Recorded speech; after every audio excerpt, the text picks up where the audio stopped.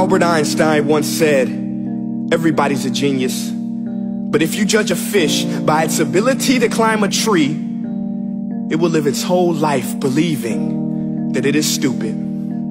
Ladies and gentlemen of the jury, today on trial we have modern day schooling. Glad you could come. Not only does he make fish climb trees, but also makes them climb down and do a 10-mile run. Tell me, school, are you proud of the things you've done? Turning millions of people into robots, do you find that fun? Do you realize how many kids relate to that fish? Swimming upstream in class, never finding their gifts, thinking they are stupid, believing they are useless? Well, the time has come, no more excuses. I call school to the stand and accuse him of killing creativity, individuality, and being intellectually abusive. He's an ancient institution that has outlived his usage. So, Your Honor, this concludes my opening statement, and if I may present the evidence of my case, I will prove it. Proceed. Exhibit A. Here's a modern-day phone. Recognize it? Here's a phone from 150 years ago. Big difference, right? Stay with me. Here's a car from today, and here's a car from 150 years ago. Big difference, right? Well, get this. Here's a classroom of today, and here's a class we used 150 years ago. Now, ain't that a shame? In literally more than a century, nothing has changed. Yet you claim to prepare students for the future? But with evidence like that, I must ask, do you prepare students for the future or the past? I did a background check on you and let the record show that you were made to train people to work in factories, which explains why you put students in straight rows, nice and neat, tell them sit still, raise your hand if you want to speak, give them a short break to eat, and for 8 hours a day tell them what to think. Oh, and make them compete to get an A. A letter which determines product quality, hence grade A of meat. I get it. Back then, times were different. We all have a past. I myself am no Gandhi. But today, we don't need to make robot zombies. The world has progressed. And now we need people who think creatively, innovatively, critically, independently, with the ability to connect. See, every scientist will tell you that no two brains are the same. And every parent with 2 or more children will confirm that claim.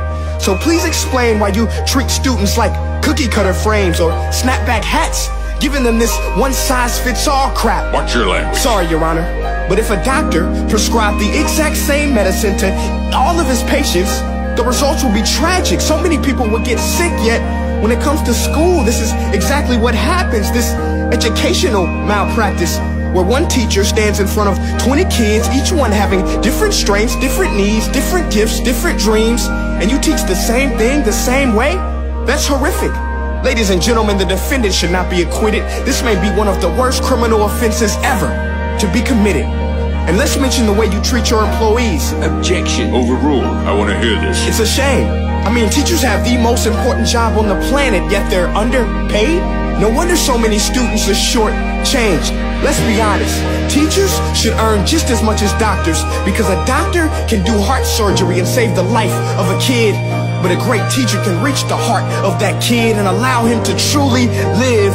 See, teachers are heroes that often get blamed, but they're not the problem. They work in a system without many options or rights. Curriculums are created by policymakers, most of which have never taught a day in their life. Just obsessed with standardized tests. They think bubbling in a multiple choice question will determine success. That's outlandish. In fact, these tests are too crude to be used and should be abandoned, but don't take my word for it.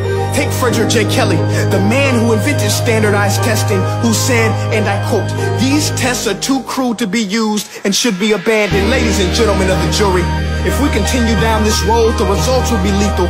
I don't have much faith in school, but I do have faith in people. And if we can customize healthcare, cars, and Facebook pages, then it is our duty to do the same for education, to upgrade it, change it, do away with school spirit, because that's useless. Unless we're working to bring the spirit out of each and every student, that should be our task.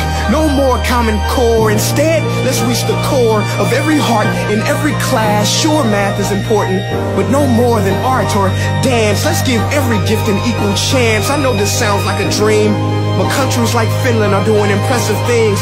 They have shorter school days, teachers make a decent wage, homework is non-existent, and they focus on collaboration instead of competition. But here's the kicker, boys and girls. Their educational system outperforms every other country in the world. Other places like Singapore are succeeding rapidly. Schools like Montessori, programs like Khan Academy. There is no single solution, but let's get moving. Because while students may be 20% of our population, they are 100% of our future.